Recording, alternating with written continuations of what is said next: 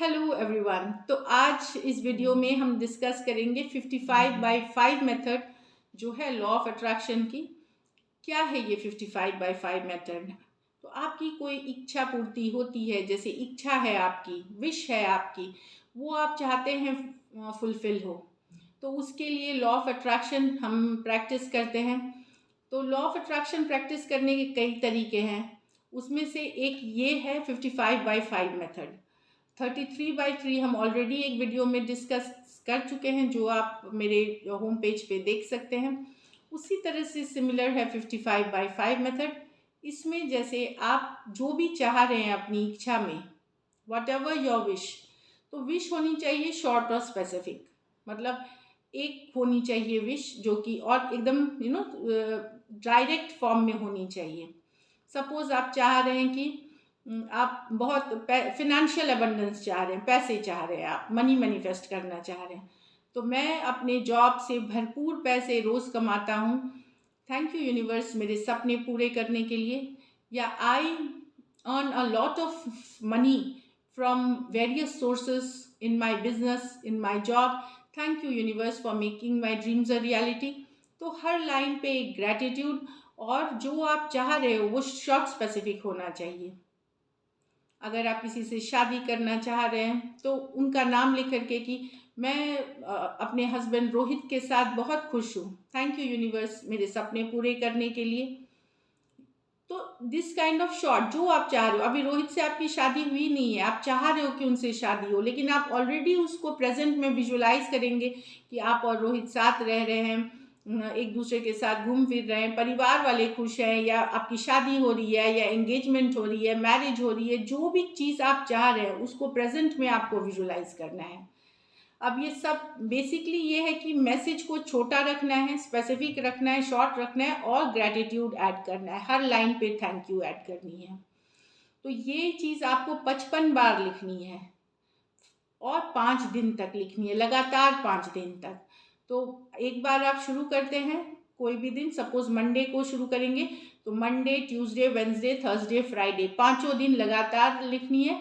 उसी समय पे लिखे, करीब ऐसा नहीं है कि 5 मिनट इधर उधर नहीं हो सकता, लेकिन सेम टाइम चूज करें हर दिन, और एक साथ लिखना है, आपको उठना नहीं है बीच में, क्योंकि आपको लिखते समय विजुअलाइज करने हैं वो सिचुएशंस जो आप डिज़ायर कर रहे हैं, जो चीज़ आप मैसेज में लिख रहे हैं वही चीज़ आपको विजुअलाइज करना है।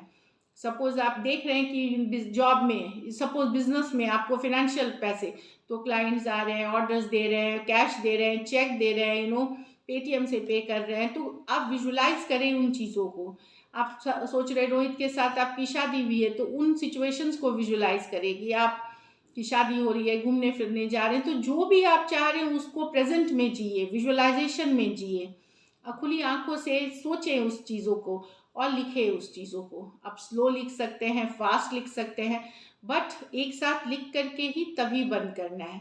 अपने मैनिफेस्टेशन के बारे में किसी को बताएं नहीं, हो सके तो एकांत में लिखें, अपने मुंह से किसी को ना बताएं जब तक कि ये पूरी नहीं होती।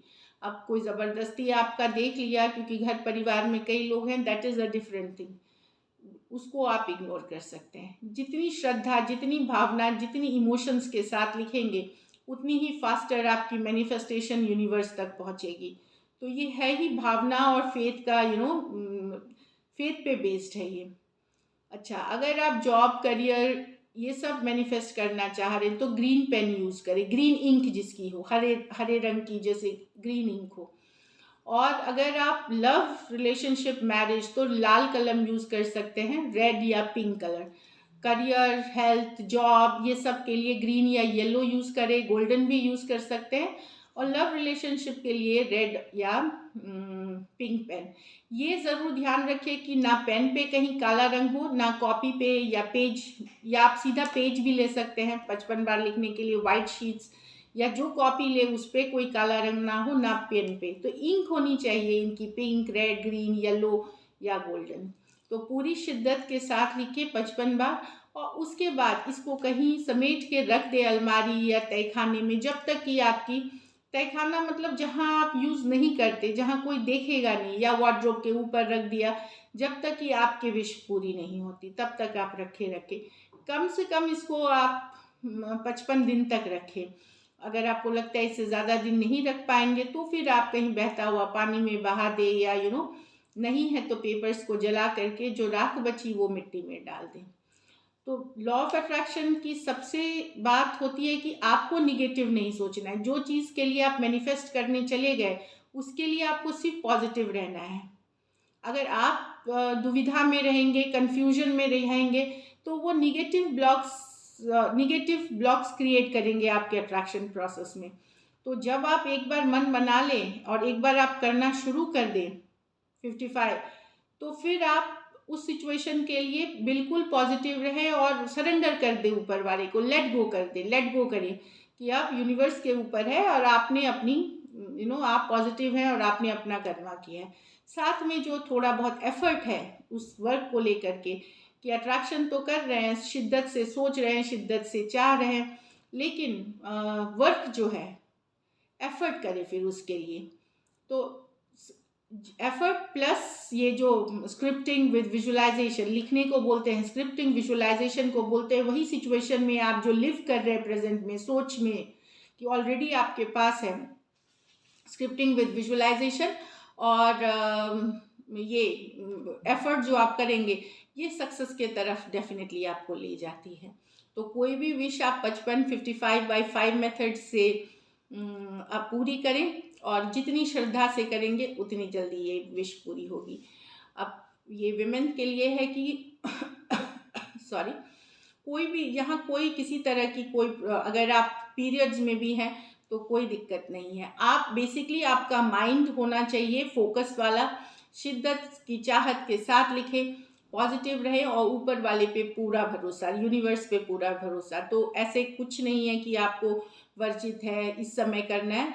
हो सके तो दिन में, अगर हो सके तो first half of the day better होता है, जो first half of the day better होता है। ऐसे तो ब्रह्म मुहूर्त सबसे अच्छी मानी जाती है टाइम, 4 to 6 के बीच, बट एनीवे सबकी अपनी प्रैक्टिकल हैबिट्स हैं। तो फर्स्ट हाफ में करें, मतलब 12 बजे दिन के पहले करें। वो भी ज़रूरी नहीं, अगर आपकी मजबूरी है या ऐसी सिचुएशंस है आप कभी भी लिखें, लेकिन उसी टाइम के आसपास लिखें, 55 बार लिखें हर दिन, और 5 दिन तक लिखें, और रिजल्ट्स फिर ऊपर वाले पे छोड़ दें। So this is it, thank you so much, stay blessed. I wish आप सबकी विश पूरी हो इस मैनिफेस्टेशन के साथ। Thank you so much.